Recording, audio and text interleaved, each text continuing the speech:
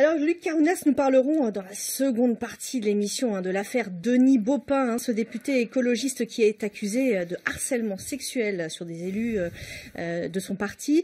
Mais tout d'abord, nous voulons évoquer la question de la loi travail, qui est la question du jour sur laquelle il y a eu encore un ultime rebondissement cet après-midi.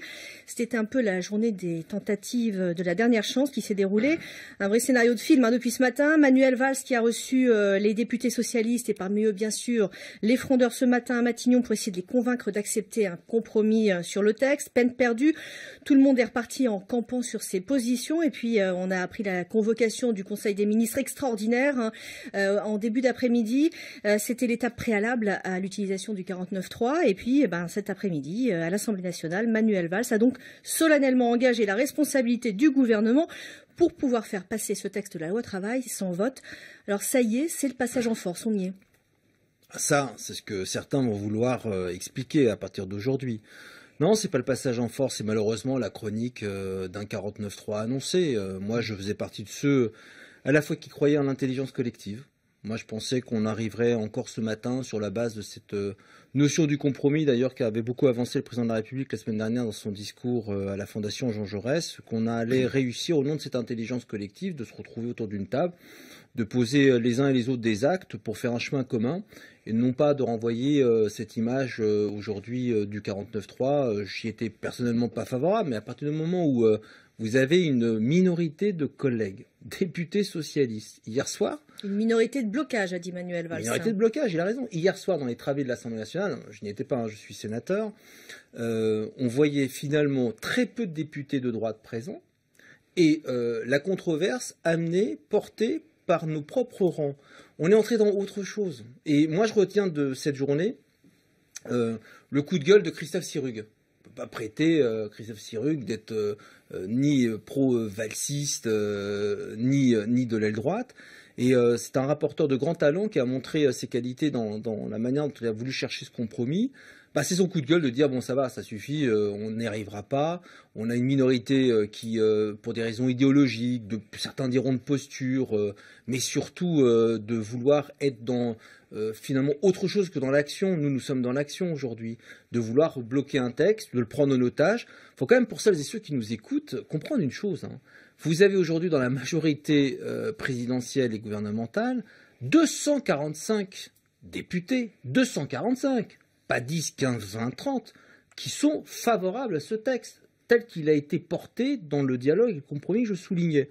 Et vous en avez une quarantaine qui disent non, on ne veut rien entendre, on ne veut plus rien discuter, on est dans la déclamation, enfin, on est dans un autre état d'esprit. Donc aujourd'hui, le président de la République, le Premier ministre, lors d'un conseil de ministres extraordinaire, ont pris cette décision tous ensemble. Le Premier ministre a expliqué les choses ce soir. Voilà, il y a la motion de censure, ça fait partie du jeu de la Constitution avec l'opposition. Mais on est à un moment extrêmement important, extrêmement grave du quinquennat.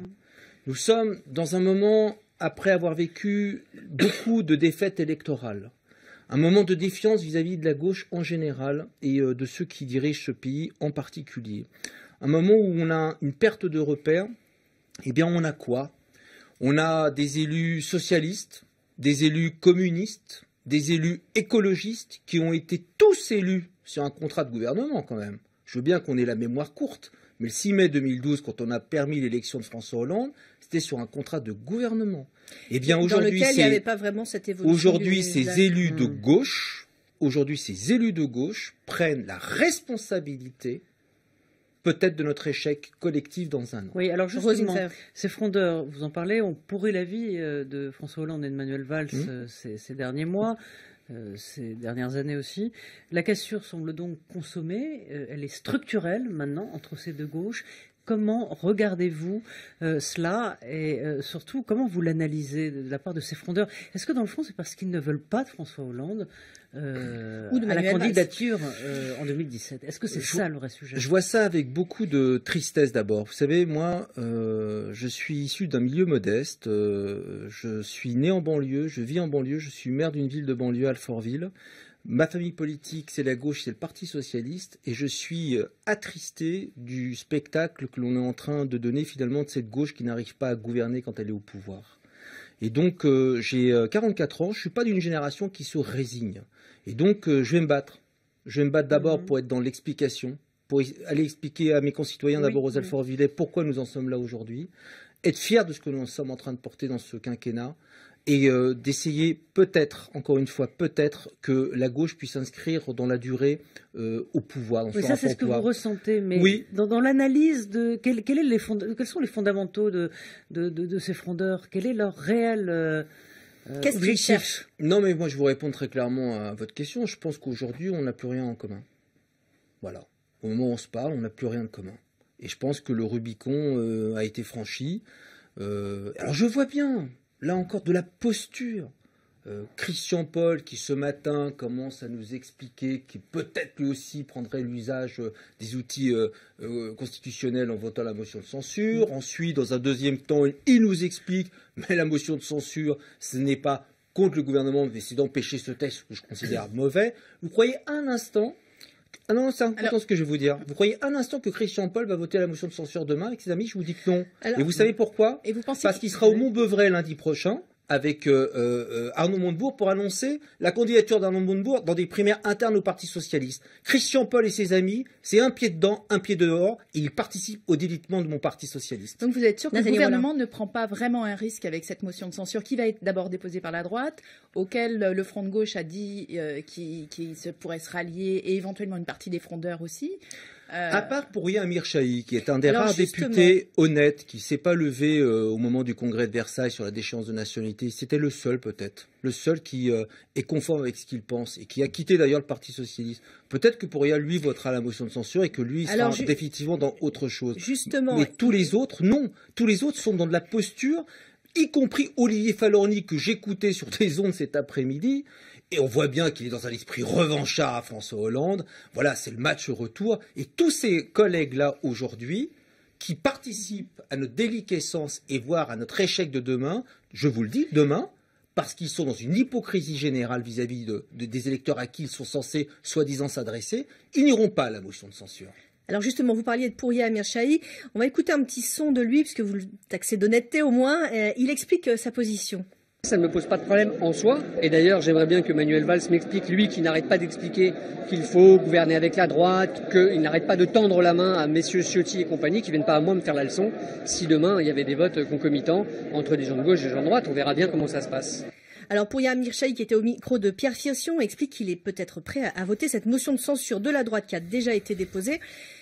Vous comprenez malgré tout ce qu'il dit? Après tout, c'est vrai que cette loi travail, elle a été un peu analysée comme une main tendue à la droite. Bon, c'est pour ça que le MEDEF hurle avec les loups? C'est sûrement à cause de cela que ce texte est visiblement ultra-libéral. Mais c'est quoi finalement le problème de Pouria? Le CPA? La garantie jeune universelle, le fait que ce matin dans les négociations, le Premier ministre, qu'on taxe de ne pas vouloir dialoguer, a lâché sur la taxe de surtaxer les CDD, a lâché sur le périmètre des licenciements économiques. Sur quoi on nous accuse aujourd'hui de ne pas avoir voulu le compromis? Sur l'article 2, alors que Christophe Sirugue, le premier, a bien expliqué qu'on donnait l'intelligence dans les entreprises au niveau local, mais que par rapport aux branches, on pouvait aussi avoir un vote qui soit un vote suspensif. Il est où le problème pour celles et ceux qui nous écoutent de ce texte? Il n'y en a pas. Il est peut-être à l'origine. C'est un texte qui a été mal ficelé, mal présenté. D'ailleurs, Manuel Valls lui-même l'avait reconnu, et donc vous payez peut-être un mauvais départ. Oui, mais ça d'accord. Mais alors, vous savez, si le nombre de textes qui connaissent un mauvais départ aboutissent à un 49.3 comme aujourd'hui, il y en aurait beaucoup sur quand même. Sur le fond, il reste quand même un certain nombre de problèmes, en tout cas de mesures qui pourraient et qui peuvent et qui, à l'évidence, heurtent une partie de la gauche. Et on peut penser aux accords collectifs, aux accords offensifs, puisqu'il s'agit de ça. On peut penser à l'inversion de la hiérarchie des normes entre les accords en entreprise et les accords de branche. On peut penser au référendum en entreprise qui permet à 30% des syndicats de lancer un référendum s'il n'a pas... même si la majorité des syndicats s'opposent à un accord. On peut penser à un certain nombre de choses de cet ordre-là. Oui. Alors, le vrai point de crispation, c'est celui que vous avez évoqué à l'instant. C'est celui sur l'inversion de la hiérarchie des normes. Mais là encore, c'est ce que je disais à l'instant. Ce matin, dans le dialogue qui avait été avancé par le Premier ministre de trouver une solution de compromis, il a bien été question de pouvoir permettre justement par rapport au vote de branche, donner un avis qui puisse être suspensif à l'avis du vote en entreprise, même si Christophe Sirugue, Myriam El Khomri en appelaient à l'intelligence des acteurs dans la vie de l'entreprise au niveau local. Donc tous les garde-fous qui étaient demandés aujourd'hui par mes amis dits les frondeurs, ils ont été apportés. Donc vous voyez bien qu'on est dans autre chose désormais. Et ce désormais, moi je vais vous le dire, ils ont cherché à ce qu'il y ait le déploiement du 49.3. Parce que le deuxième acte de leur stratégie, c'est de dire que ce gouvernement est un gouvernement autoritaire et un gouvernement qui n'a de cesse de faire des clins d'œil à la droite, ce qui est éminemment faux pour toutes les raisons que j'ai évoquées. Ils sont dans une posture politique qui n'est plus du tout celle pour laquelle nous avons été élus tous ensemble. Et c'est pour ça que je disais à votre consoeur que pour moi, nous n'avons plus rien en commun. Il faut un moment dire les choses, les nommer. Moi, je ne vais pas rester les bras croisés à attendre l'échec de tous et pour longtemps. Et donc, aujourd'hui, cette responsabilité-là, elle incombe pas ni au président ni au Premier ministre. Elle incombe, encore une fois, à ceux qui provoquent le 49.3, malgré toutes les compromissions de ce matin, et qui, en plus, alors là, on est dans la totale hypocrisie, ne voteront pas la motion de censure et iront, dès le week-end prochain, dire qu'ils ont un meilleur candidat contre François Hollande. On est contre le Premier ministre et contre la réélection de François Hollande. Voilà dans quoi on est. Roselyne Fabre. Il faut reconnaître que le 49.3 était prévu dès le début. Alors après, bien sûr, sous la pression, on a dit, le gouvernement a dit non, on a rétropédalé, mais en fait, il était prévu depuis le début. Mais est-ce que, sincèrement, vous pensez, alors que le texte est quand même pas mal vidé de sa substance, qu'il mécontente dans le fond tout le monde, et la droite, et le MEDEF, et une partie de la gauche, est-ce que le jeu en valait la chandelle ? Vous savez, je vais vous faire une confidence. Vous me croyez, vous ne me croyez pas. J'ai vu mercredi soir dernier en tête-à-tête le Premier ministre. Et je fais partie de ceux qui... je fais partie de ses amis. Je lui dis les choses. C'est pour ça que je lui dis que je n'étais pas favorable à un 49.3 parce que je voyais derrière toute la pelote qu'elle est tirée justement contre lui pour ne pas abîmer son image. Non, ce n'était pas prévu le 49.3. Il m'a dit je n'en veux pas. D'ailleurs, il l'avait dit dans le week-end à un moment donné. Ouais, mais il avait fait rajouter dans l'interview aux Échos la référence au 49.3. On a cherché le compromis. Encore une fois, vous savez, il faut être deux pour le compromis. Hein. Ça va dans les deux sens. Hein. Non, enfin, il savait au fond de lui-même que ça ne passera jamais. Bah, disons qu'il a l'expérience de chef de la majorité et que maintenant, on les connaît bien, nos frondeurs. Ouais. Et ce qu'il fallait, c'était, comme vous le disiez tout à l'heure, le quitus de la CFDT. À partir du moment où le syndicat majoritaire donnait son accord sur des aspects de la loi... Les syndicats réformistes comme la CFDT, oui. Vous l'avez dit, et on avait en face de nous, toujours ce qui me sidère, jusqu'à encore aujourd'hui, je crois l'UNEF qui appelle à manifester. Écoutez... Mais le jeu en valait la chandelle, c'est ça ma question. Pour réformer le pays, oui. Oui. Parce que finalement, quand on dit que tout ça a mal démarré en communication, cette loi, c'est quoi? Pas seulement en communication. Oui, mais au tout début, n'avait pas l'accord des syndicats, il a fallu renégocier, ça a été fait un peu à l'envers. Pas consulté. Moi, je suis pas la langue de bois. Donc, à un moment donné, il y a ceux qui agissent, c'est le Premier ministre et son gouvernement. Vous avez dans les cabinets des gens qui font de la communication, c'est ceux qui balancent à la presse des textes avant même qu'ils soient discutés par les politiques. Moi, je suis pas dans ça. Moi, je reconnais qu'il y a eu ce loupé-là, mais après, qui est-ce qui a sifflé à la fin de la récréation pendant 15 jours pour reprendre le chemin du dialogue? Il s'appelle Manuel Valls.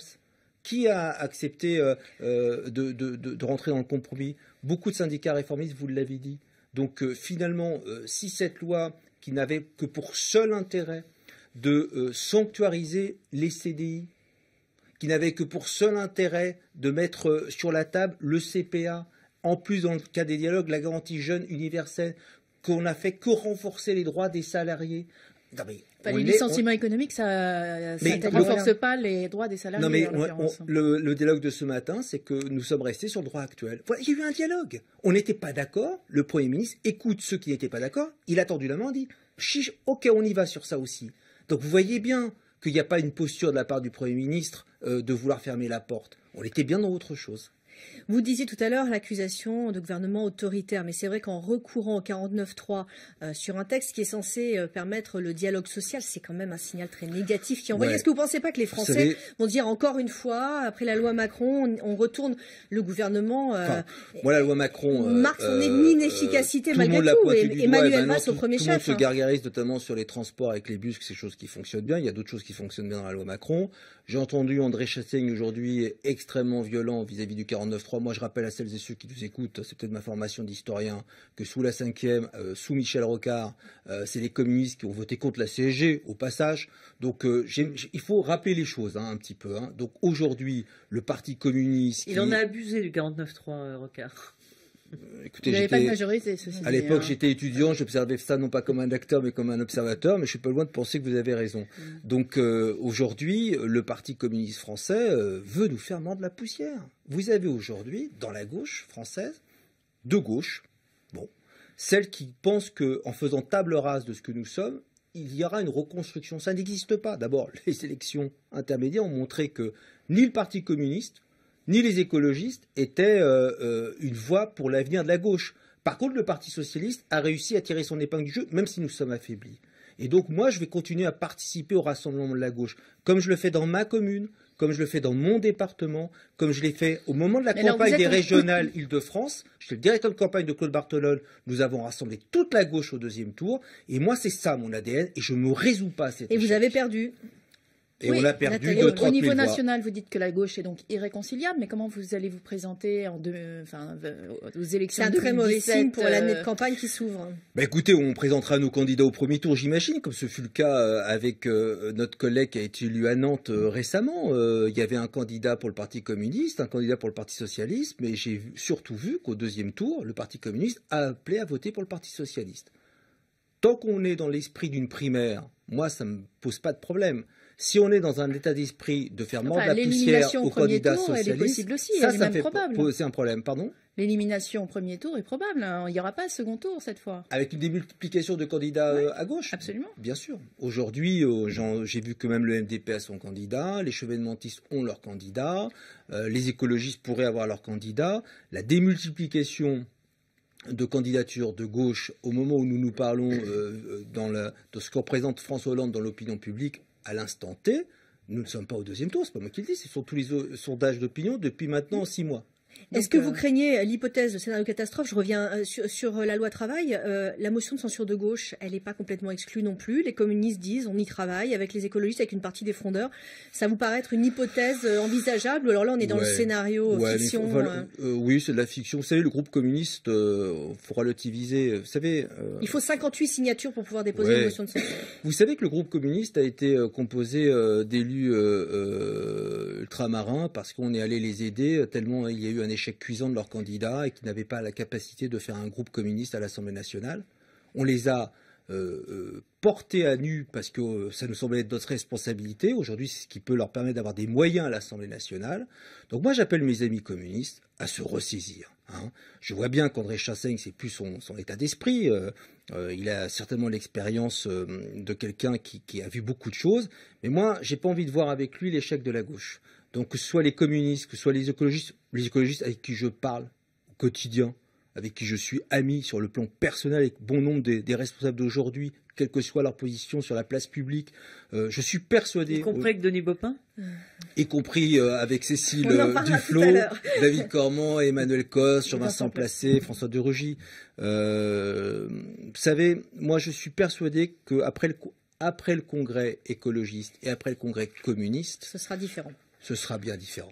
Alors Luc Carvounas, entendre le président de la République, la France va mieux.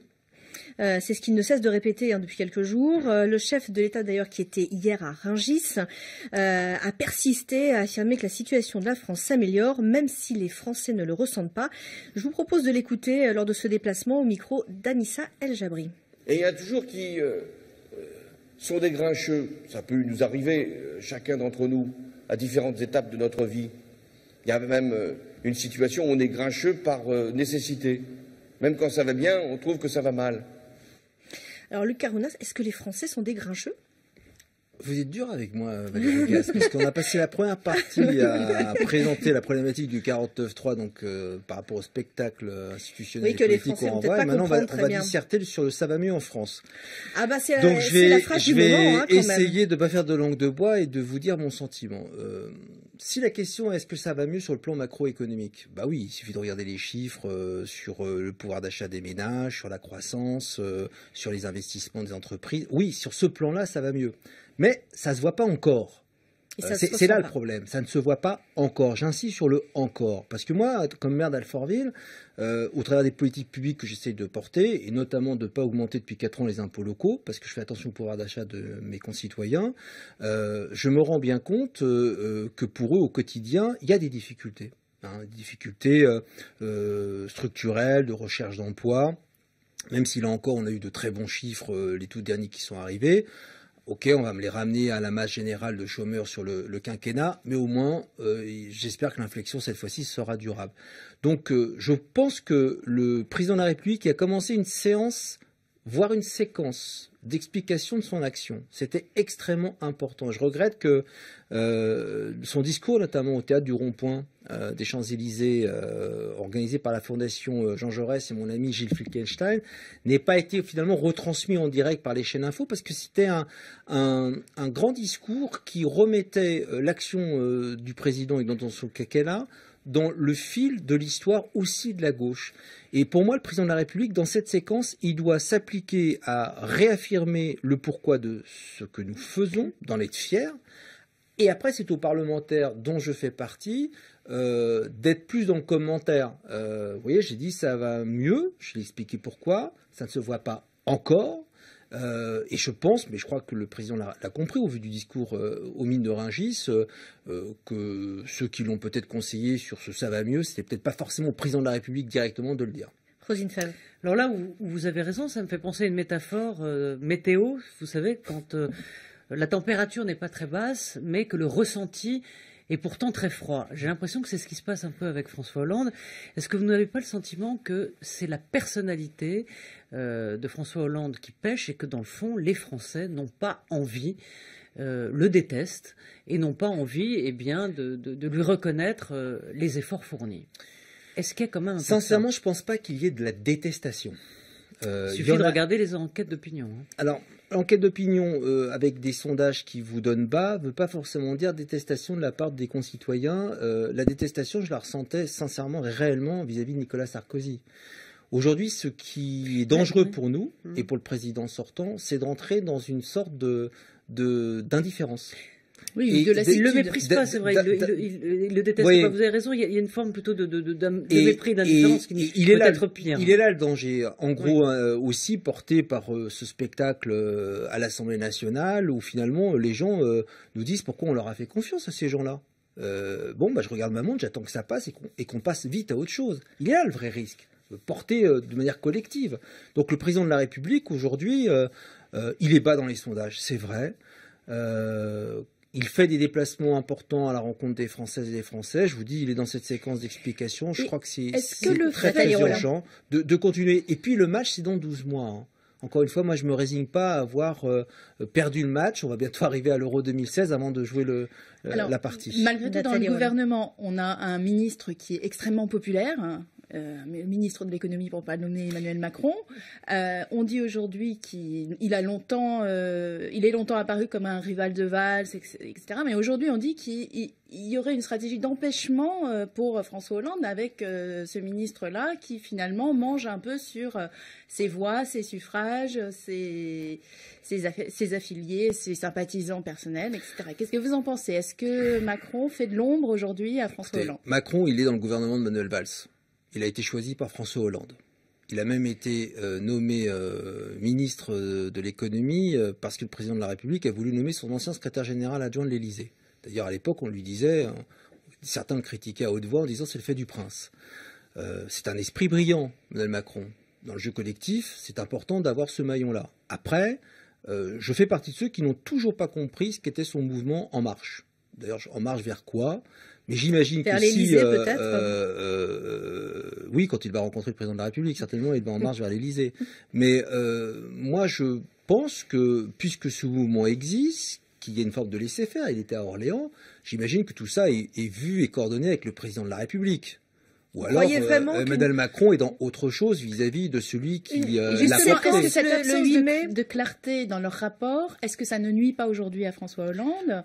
Est-ce que vous pensez qu'il peut se permettre de laisser faire de laisser un ministre lancer son mouvement politique, faire dire le plus largement possible qu'il n'est pas l'obligé du président et de s'identifier quasiment à Jeanne d'Arc? Ne pas être l'obligé du président, il a, je crois, repris les choses, a fait un peu de rétropédalage.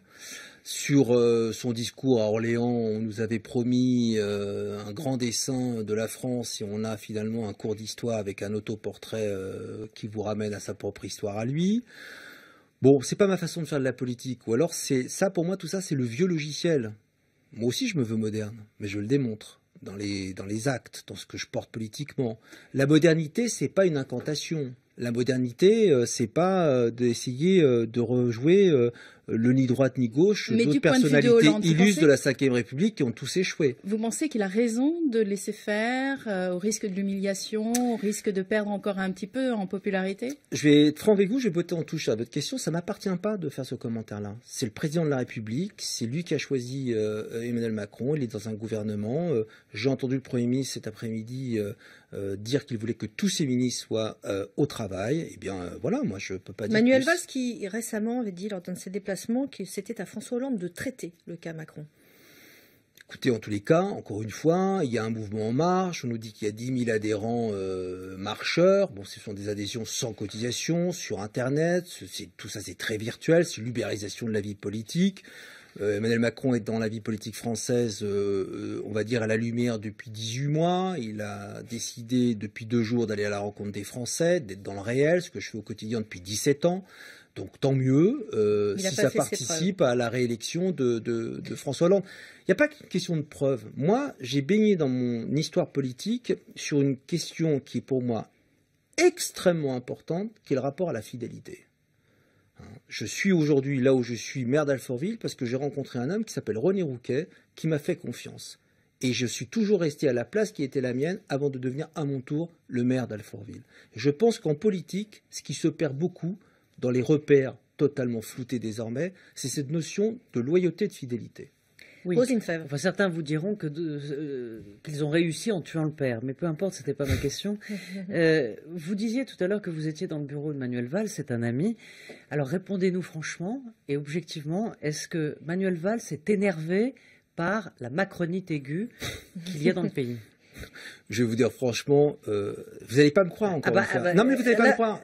Franchement, vous n'allez pas me croire, mais je vais vous dire en toute sincérité. Tentez de nous convaincre. On n'en parle pas, parce que pour nous, c'est pas un sujet. Pour moi, Emmanuel Macron, vous posez des questions, je vous réponds, mais pour moi, c'est pas un sujet. Il est encore pour une lui fois. Non plus. Mais pour lui non plus. Vous croyez qu'un instant, Emmanuel Macron et Emmanuel Valls, c'est la même histoire politique, la même trajectoire, les mêmes niveaux? Et justement, soyons un peu sérieux. Sans toute cette histoire, sans ce trajectoire politique, on a un ministre de l'économie qui sort un peu de nulle part et qui arrive à empiéter quand même sur le terrain de Manuel Valls. Il joue un peu sur le même créneau. Le terrain de Manuel Valls, c'est un peu dérangeant quand même pour Manuel Valls. Je vais faire une belle pirouette, ça va vous faire sourire. Le terrain de Manuel Valls, c'est le terrain de François Hollande. Moi, je suis jalouse de Valérie Gasse. Hein. Ah bon? Je le dis tout fort. Mais non, Roselyne. Roselyne, c'est vous, mais là. C'est l'effet Macron. Ce n'est pas vrai. Désolé, ça. Non, mais encore une fois, le Premier ministre et tous les ministres appliquent la politique du président de la République. Ça s'appelle la Ve République, c'est la lettre de la Constitution française. On peut tous phosphorer et théoriser à qui est le meilleur d'entre tous. Le meilleur d'entre nous tous, il s'appelle François Hollande et moi je veux sa réélection en 2017. Et s'il n'est pas candidat, c'est lequel le meilleur d'entre tous ceux qui restent? Écoutez, c'est Manuel Valls, c'est Emmanuel Macron ou c'est Arnaud Montebourg qui a repointé le bout de son nez? Alors vous en parliez, lundi de Pentecôte, il sera au Mont-Beuvray. La semaine dernière, il était sur France 2 pour dire attention, je vais prendre mes responsabilités. Ça vous je suis inquiète? persuadé que dès que le président de la République dira officiellement qu'il est candidat, il nous a donné rendez-vous au mois de décembre, vous verrez le mouvement et l'élan qui se créera à la fois dans les territoires, les élus locaux, les élus nationaux, l'appareil politique du Parti socialiste, orchestré par Jean-Christophe Cambadélis. Après, on peut imaginer que grâce à Internet, on devient candidat à l'élection présidentielle. On peut imaginer que grâce à l'ascension d'un nom, on peut devenir candidat à l'élection présidentielle. Mais la réalité politique de ce pays, c'est qu'il faut non seulement une détermination comme celle du président sortant, il faut aussi un maillage territorial d'élus locaux qui vous soutiennent et un parti socialiste fort et clair dans ses choix qui vous fasse la campagne. C'est ça la réalité d'une élection présidentielle et c'est la rencontre entre un peuple et un homme ou une femme, une élection présidentielle. Et Arnaud Montebourg, il ne peut pas remplir quelques-uns de ces critères. Bah écoutez, Arnaud Montebourg, j'attendrai de savoir ce qu'il va... maillage, il a quand même quelques soutiens, il sort pas de nulle part, il escalade le Mont Beuvray tous les ans. Très bien, bah il prend l'air des cimes. Donc il a du souffle, mais c'est pas forcément la seule condition qui vous permette d'être élu. Il a eu 17% à la primaire, il a rallié un peu, il a un peu de... Non, écoutez, moi je pense... pas plus dangereux qu'Emmanuel Macron. Je pense sincèrement et objectivement qu'il sera candidat à une primaire.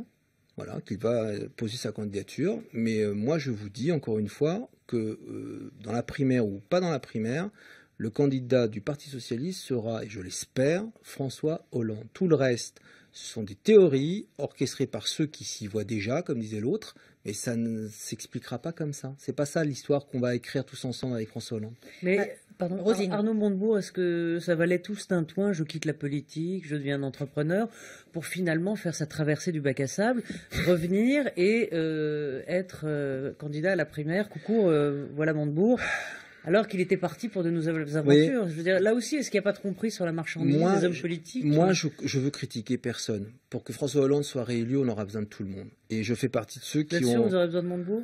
On aura besoin de tout le monde. Quand on est aujourd'hui à chercher chaque voie les unes après les autres, j'en mettrai aucune dans un tiroir parce qu'on aura besoin de tout le monde.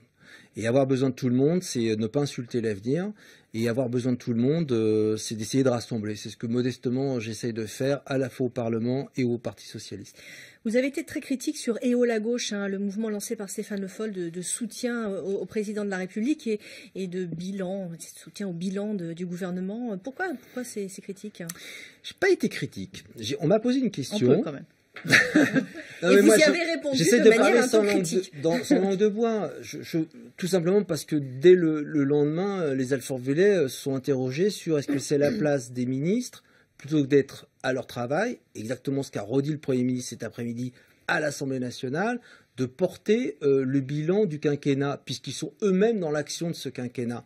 Je pense que non. Je pense que c'est le travail des parlementaires dont je fais partie, et le job du Parti socialiste. De la belle alliance. Alors on peut avoir EO la gauche, on peut avoir En Marche, mais pour moi ce qui compte le plus, c'est la belle alliance populaire qui permettra de rassembler toutes celles et tous ceux qui se reconnaissent dans le projet réformiste et progressiste de François Hollande. Alors pourquoi Manuel Valls va rentrer dans la danse et va lui aussi organiser des réunions publiques? Alors je ne sais pas ce qu'il va faire, s'il va valoriser le bilan, se projeter dans l'avenir, rencontrer les Français.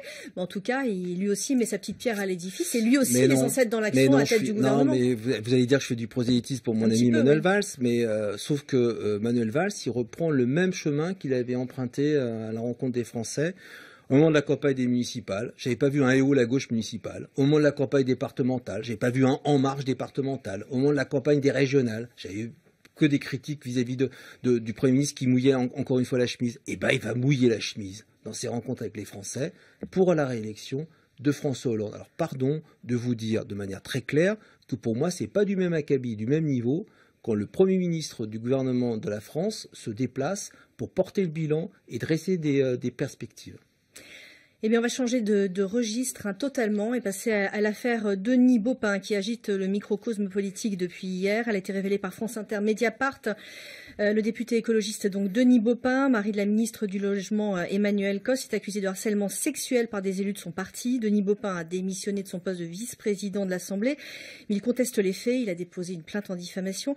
Qu'est-ce que vous pensez de cette affaire, Luc Carvounas? Déjà, si j'ai bien compris, le parquet ouvre une procédure, donc maintenant c'est la justice qui prend les choses en main. A priori, les faits sont prescrits. De toute façon, il s'agit d'une position morale qu'on pourrait avoir sur ces faits-là. Je vais faire un aveu, je suis pas juriste. Un aveu de conduite. Je fais de la politique et certes il y a de la prescription, mais si les faits sont avérés, ils sont extrêmement graves. Et moi je ne veux qu'on laisse jamais rien passer. Vous savez, il y a une semaine, j'ai été insulté dans la rue avec mon mari, j'ai porté plainte parce que dans ma vie, au quotidien, je ne laisse jamais rien passer. Et je veux que pour les femmes qui se font agresser sexuellement moralement, ou pour les hommes qui peuvent être dans ces conditions-là, de rien laisser passer. Il faut que ce soit clair. Il n'y a pas d'omerta sur ces questions-là. C'est pour ça que l'opprobre public est peut-être la principale sanction en l'absence de possibilité de sanction. Non, mais déjà, judiciaire. moi, je constate que le président de l'Assemblée nationale, Claude Barthelone, a demandé à son vice-président de prendre ses responsabilités en démissionnant. Premier acte. Deuxième acte, moi, je vois une forme de boomerang vis-à-vis d'Emma Kos, et je ne voudrais pas que, in fine, ce soit elle qui soit finalement regardée, critiquée, ou combien même celle C'est elle qui est visée dans cette histoire, d'après vous ? Non, je ne le crois pas, mais vous savez comment sont les gens, la nature humaine, pourquoi si elle savait, ou pourquoi même ces personnes, ces collègues élus qui ont porté plainte ou qui révèlent les choses, pourquoi maintenant ça. Moi, je suis pas dans ça. Moi, je dis aujourd'hui, si les faits sont avérés, ils sont extrêmement graves, il faudra que ce soit sanctionné sur tous les plans. Vous parliez d'omerta tout à l'heure. Il y a quelqu'un qui dénonce cette omerta, c'est Delphine Batho. Je vous propose de l'écouter. Elle est au micro de Nannissa El Jabri tout à l'heure à l'Assemblée. Maintenant, il faut faire le grand ménage. Il faut aller jusqu'au bout pour mettre fin à ce système. Aucun parti n'échappe à une forme de complicité avec cette omerta.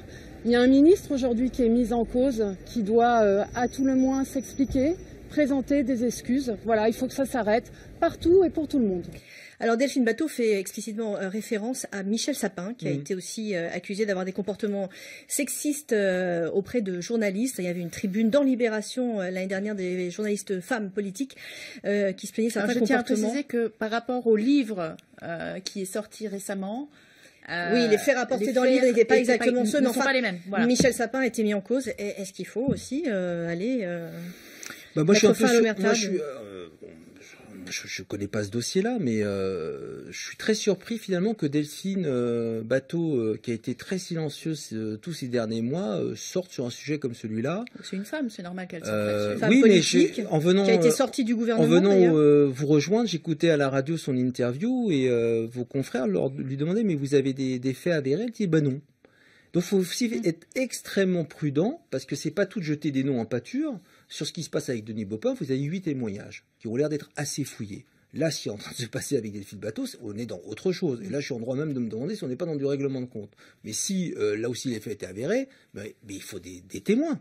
Donc, je ne comprends pas en fait ce que fait Delphine. Et là aussi, c'est pas à son niveau. C'est une femme extrêmement brillante. Moi, je préfère l'entendre prendre des positions politiques fortes que d'être dans ce type de pointage du doigt. Non, mais c'est sans doute pas par hasard que ce soit des femmes ELV qui se soient exprimées publiquement. Elles sont plus courageuses, elles sont plus émancipées que la moyenne en politique. Si vous le dites, en tous les cas, moi j'espère que toutes les femmes qui nous écoutent, en tout cas que les langues se délient. Moi je crois à notre société d'aujourd'hui. Le mot de la fin, Luc Carvounas, parce qu'on est déjà arrivé à la fin de Mardi Politique.